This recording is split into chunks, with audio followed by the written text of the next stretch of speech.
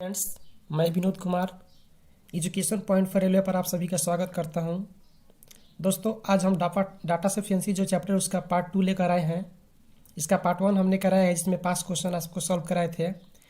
अगर आपने वो वीडियो नहीं देखा है तो उस वीडियो का लिंक हम इसके डिस्क्रिप्शन में दे देंगे, पहले आप उसे देख लीजिएगा।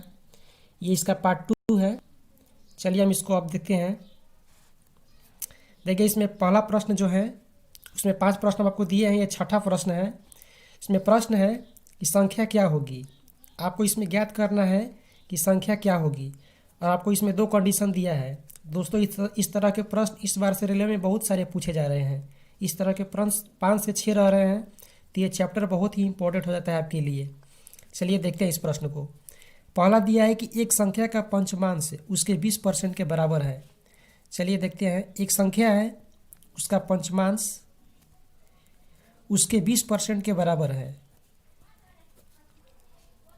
ये देखिए दोस्तों, ये 20 पाँचे 100। ये भी देखिए 5 5 कट गया, यहाँ पर आपका x बराबर x आ गया। तो दोस्तों, पहले कंडीशन से हम इस प्रश्न का उत्तर नहीं दे सकते हैं।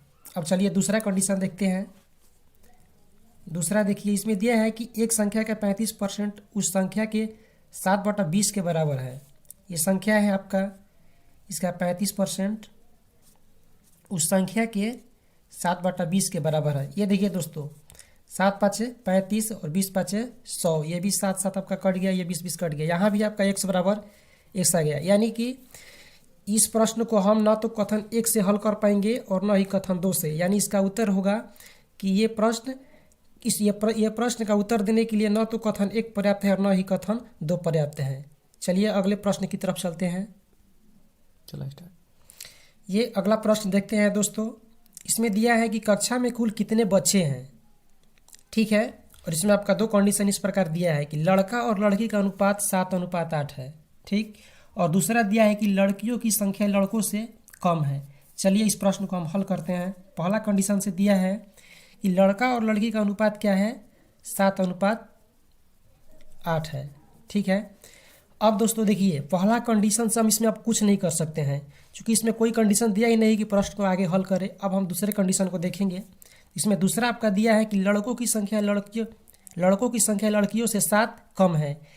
यानी कि ये देखिए, ये जो लड़कों की संख्या ये है आपका, लड़का और लड़की का अनुपात 7:8 दिया, तो इसमें लड़की आपका ये है, दूसरा वाला लड़की का है, और ये आपका लड़का का है। और दिया है कि लड़कों की संख्या लड़कियों से कम है, 7 कम है। तो ये आपका लड़की का है 8x और लड़का का है 7x, और ये कितना कम है, तो 7 कम है।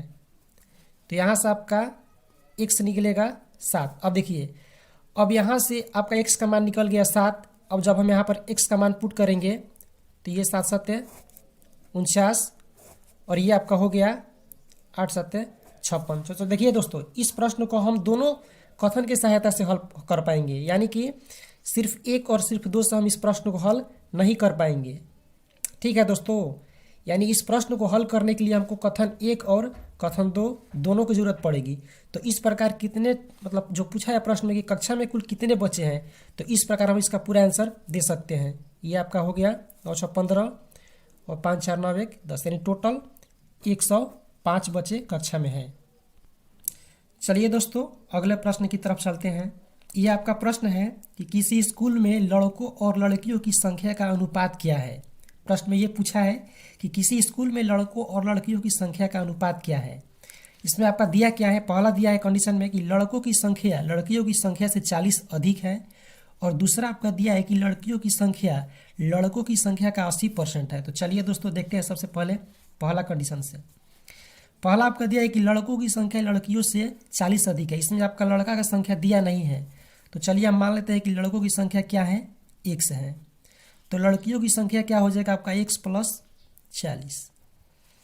अब देखिए दोस्तों, इस प्रश्न में दोनों का अनुपात पूछा है, और हमको यहाँ मिला लड़कों की संख्या x, ठीक, लड़कों और ठीक है, और दिया है कि अब सॉरी 1 मिनट दोस्तों, लड़कियों की संख्या लड़कियों की संख्या से 40 अधिक है।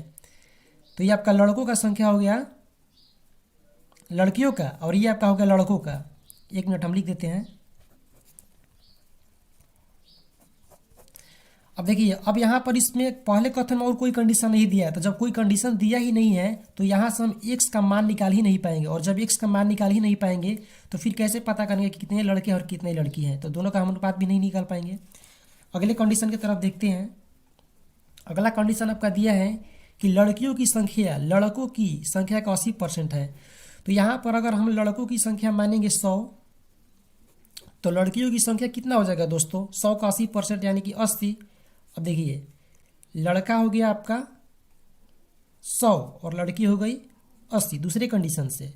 अब यहाँ पर इसका आराम से आप रेशियो निकाल सकते हैं, 100 80 5 अनुपात हो जाएगा आपका 4। तो दोस्तों देखिए, इस प्रश्न को उत्तर देने के लिए हमको कथन 2 की जरूरत पड़ेगी, यानी इस प्रश्न का उत्तर हम केवल और केवल कथन 2 से देख सकते हैं, कथन 1 से नहीं दे सकते हैं। तो इसका उत्तर होगा कि इस प्रश्न का उत्तर देने के लिए कथन 2 पर्याप्त है। आइए दोस्तों, प्रश्न संख्या 9 को अब देखते हैं। इसमें दिया है कि राजू 1 घंटे में 4 वृक्ष गिरा सकता है, विनय 4 वृक्ष गिराने में कितना समय लेगा। ठीक है दोस्तों, प्रश्न को समझ लीजिए कि राजू 1 घंटे में 4 वृक्ष गिरा सकता है और विनय 4 वृक्ष गिराने में कितना समय लेगा, ये दिया है आपको। आपका पहला कंडीशन दिया है कि विनय प्रतिदिन 6 घंटे वृक्ष गिराता है, और दूसरा दिया है कि विनय को राजू की अपेक्षा पेड़ गिराने में 2 गुना समय लगता है। ठीक है, तो पहला कंडीशन आपका दिया है यहाँ पर कि विनय प्रतिदिन 6 घंटे वृक्ष गिराता है, और प्रश्न पूछा है कि विनय 4 वृक्ष गिराने में कितना समय लेगा। तो इस कंडीशन से हम कुछ नहीं कर पाएंगे, क्योंकि इससे कोई इक्वेशन ही नहीं बनेगा कि हम कुछ करें इससे। अगला आपका कंडीशन देखना है, 1 जो है आपका इसमें बेकार है एकदम, इससे कुछ नहीं होगा। दूसरा देखिए, दूसरा दिया है कि विनय को राजू की अपेक्षा पेड़ गिराने में 2 गुना समय लगता है। ठीक है, तो देखिए दोस्तों, अब यहाँ पर प्रश्न को एक बार और देखिए कि राजू 1 घंटे में 4 वृक्ष गिरा सकता है, विनय 4 वृक्ष गिराने में कितना समय लेगा। राजू 1 घंटे में गिराता है 4 वृक्ष और विनय 4 वृक्ष गिराने में कितना समय लेगा, और आपका यहाँ दिया है कि विनय को राजू की अपेक्षा पेड़ गिराने में 2 गुना समय लगता है। ठीक है, 2 गुना जब समय लगता है तो जब 1 घंटा में 4 वृक्ष गिराता है तो राजू 4 वृक्ष गिराने में कितना लेगा, 2 घंटा समय लेगा। ठीक है दोस्तों, क्लियर है। चलिए अगला प्रश्न देखते हैं। तो दोस्तों, इस प्रश्न में एक बार देख लीजिए कि इसका उत्तर क्या होगा। तो इसका उत्तर ये होगा कि इस प्रश्न का उत्तर देने के लिए कथन 2 पर्याप्त हैं, जबकि कथन 1 अकेला पर्याप्त नहीं है। चलिए दोस्तों, देखते हैं 10वां प्रश्न। ये आपका प्रश्न दिया गया है कि क्या दिया गया त्रिकोण समकोण है। ठीक है दोस्तों, क्या दिया गया त्रिकोण समकोण है, और आपका 2 कंडीशन दिया गया है कि 2 कोणों की माप 90 डिग्री है। ठीक, और अगला आपका दिया गया है कि इसकी तीनों भुजाएं 3, 4 और 5 सेंटीमीटर की है। तो चलिए हम पहला देखते हैं। पहला कह रहा है कि 2 कोणों की माप 90 डिग्री है। तो दोस्तों एक बात बताइए, त्रिभुज के तीनों कोणों का जो कितना होता है, 180 डिग्री होता है, और आपका इसमें दिया हुआ है कि त्रिभुज के 2 कोणों का योग दिया है। इसमें 2 कोणों का योग दिया है कि 90 डिग्री है, यानी ये एक कोण हो गया, ये एक कोण, दोनों कोण मिलाकर दिया है आपका कितना है कि 90 डिग्री है।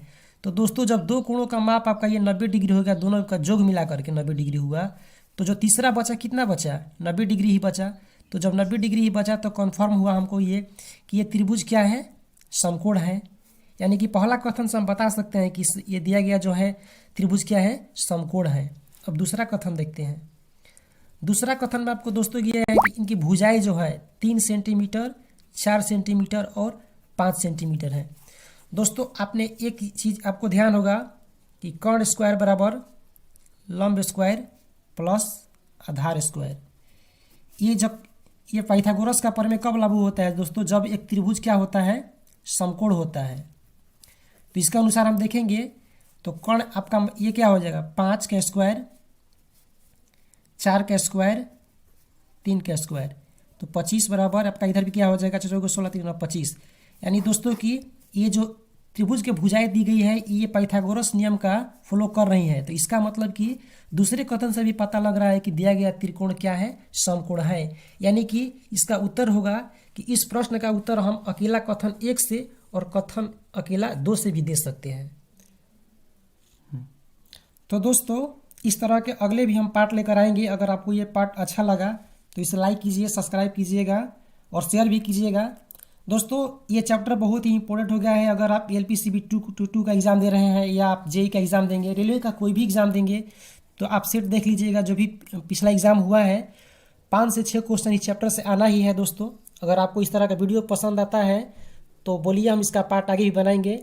और दोस्तों जो रीजनिंग का रेलवे में पूछ रहा है, सिलोजिज्म और अजम्पशन और आर्गुमेंट, उसका वीडियो भी हम बहुत जल्द लेकर आएंगे दोस्तों। चलिए, थैंक्स।